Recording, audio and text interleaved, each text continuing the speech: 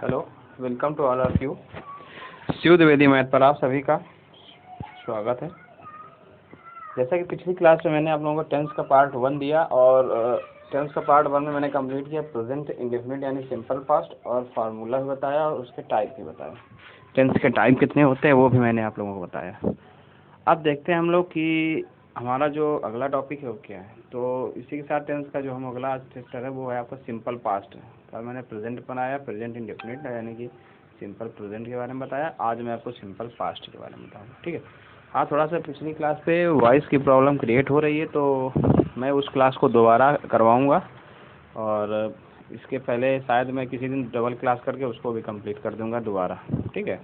तो देखते हैं हम लोग बिना किसी देरी के, जो कार्य खत्म हो चुका है उसे हम लोग सिंपल पास्ट के अंतर्गत आता है। यानी आप लोग समझिए कि जो कार्य खत्म हो चुका है वो कैसा होता है, सिंपल पास्ट के अंदर। यानी कि जो चीज़ पीछे बीत चुकी है, ठीक है, जो चीज़ पीछे हमारे बीत चुकी है उसको हम लोग पास्ट बोलते हैं। भैया मेरा पास्ट ऐसा था और मेरा फ्यूचर कैसा होगा, ऐसे लोग बोलते हैं ना।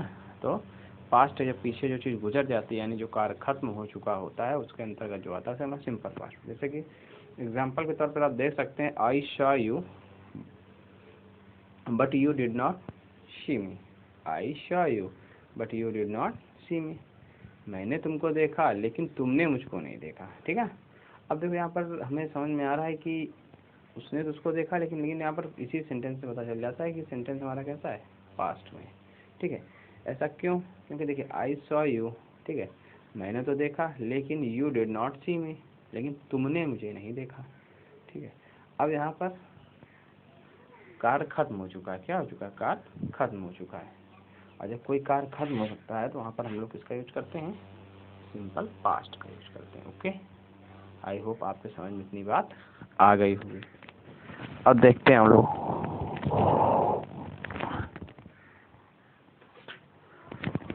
फार्मूला, देखते हैं हम लोग सिंपल पास्ट का फार्मूला क्या होता है, ठीक है। तो फार्मूला हम लोग देखेंगे। फार्मूला में क्या है कि सब्जेक्ट यानी जो सब्जेक्ट है आपका, इसके अंदर रुकिएगा आप लोग,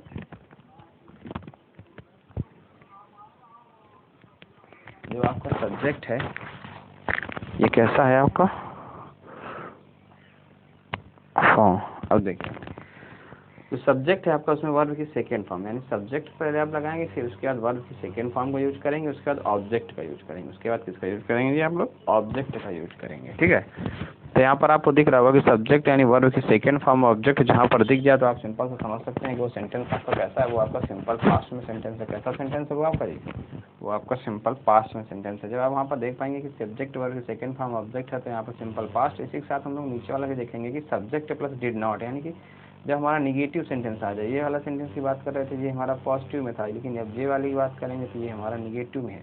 तो जब कोई सेंटेंस हमारा निगेटिव में आ जाता है जैसे कि, तो वहाँ पर हम लोग कैसे यूज करते हैं, सॉरी ये वाला ऊपर वाला ये नहीं, तो ये आपका निगेटिव है, ठीक है, इसमें नॉट लगा। ये आपका निगेटिव पर पॉजिटिव है। सब्जेक्ट यानी डिड नॉट, डिड के बाद नॉट, यानी कि यहाँ पर हमारा किसका यूज होगा, यानी जब सिंपल वहाँ पर हम जब इससे पहले प्रेजेंट पढ़ रहे थे तो प्रेजेंट हम लोगों ने क्या देखा था, प्रेजेंट में देखा था हम लोगों ने कि डू डस का यूज करते हैं। किसका यूज करते हैं बेटा, डू डस का, यानी सिंपल प्रेजेंट में पढ़ रहे थे तो हम लोग बताया था डू डस का यूज कर रहे थे, ठीक है।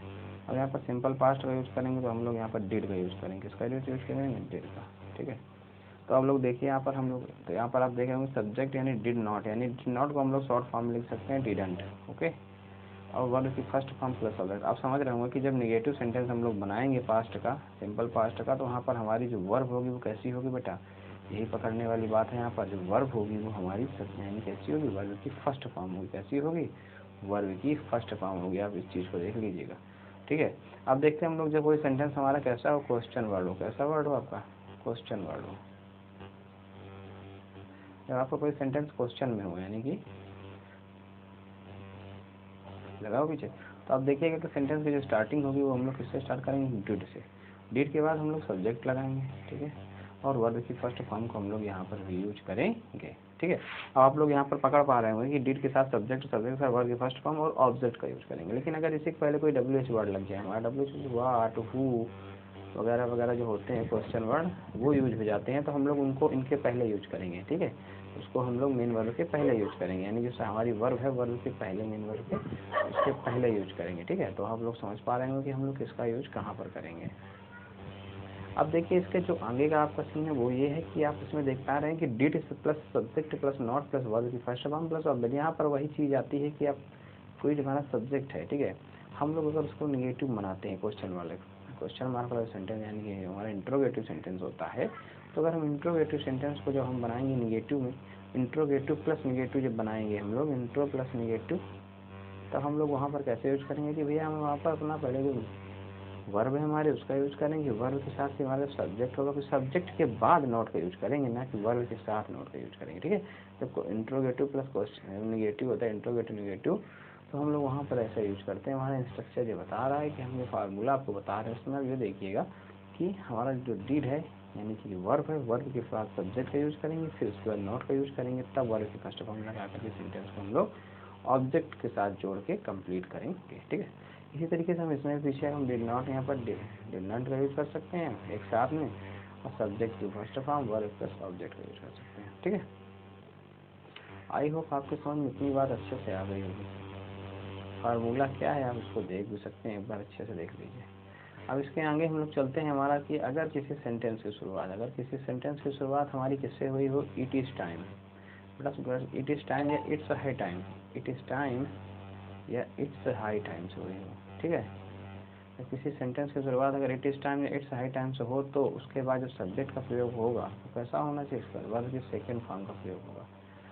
उसके बाद सब्जेक्ट का प्रयोग हो तो सब्जेक्ट के बाद जो वर्ब आएगी वो कैसी आएगी, आपकी वर्ब जो आपकी आएगी वो सेकेंड फॉर्म आएगी वर्ब, ठीक है। वर्ब आपकी कैसी आएगी, सेकेंड फॉर्म में आएगी, ठीक है।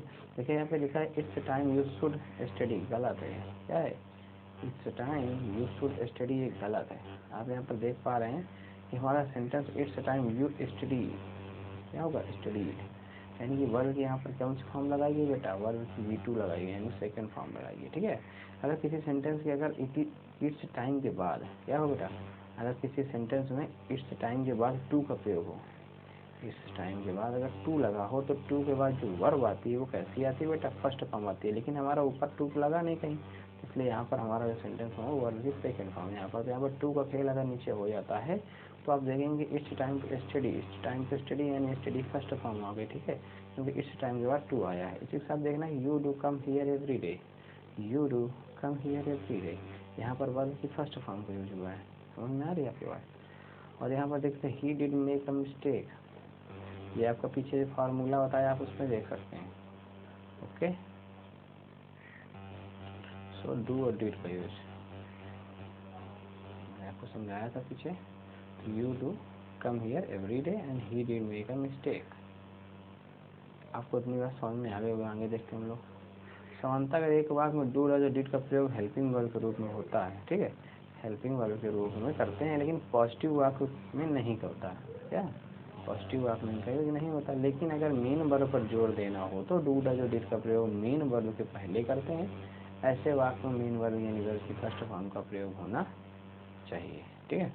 अगर वाक्य में भूतकाल के समय का उल्लेख हो तो पास्ट टेंस का प्रयोग होगा, अगर वाक्य में भूतकाल के समय का उल्लेख हो तो पास्ट टेंस का प्रयोग आता है, पास्ट टेंस का प्रयोग होता है।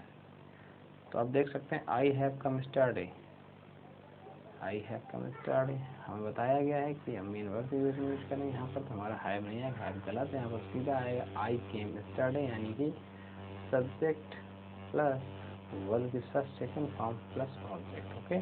जब कोई भूतकाल में बात की गई स्टरडे यानी आई हैव कम स्टरडे, मैं पिछले दिन आया था, तो उस तरीके से आप देख सकते हैं हमारा फार्मूला उसमें मैंने आपको बताया। तो इसी के साथ जो हमारा सिंपल पास्ट का कुछ महत्वपूर्ण बातें मैंने आपको बता दी हैं, और हमारा चैनल जो है ये हम लोगों का शिव द्विवेदी मैथ्स परिवार को आप लोग बड़ा करिए, और साथ में इसको लाइक सब्सक्राइब शेयर भी करिए। Thank you very much.